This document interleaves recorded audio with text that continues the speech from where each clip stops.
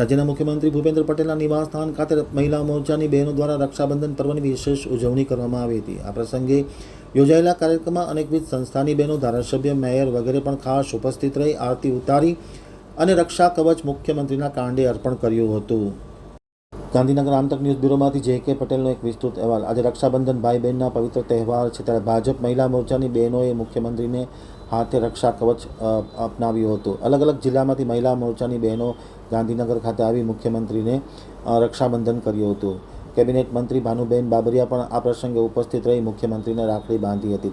સ્થાનિક ધારાસભ્ય રીટાબેન પટેલ, મેયર મીરાબેન પટેલ, પ્રદેશ મહિલા મોરચાના પ્રમુખ દીપિકાબેન તથા પૂર્વ અમદાવાદના મેયર ભાવનાબેન સહિતના કાર્યકર્તાઓ ઉપસ્થિત રહ્યા હતા અને મુખ્યમંત્રીને રાખડી બાંધી હતી। મહિલા મોરચાના પ્રમુખ દીપિકાબેને મુખ્યમંત્રીની આરતી ઉતારી સ્વાગત કર્યું હતું।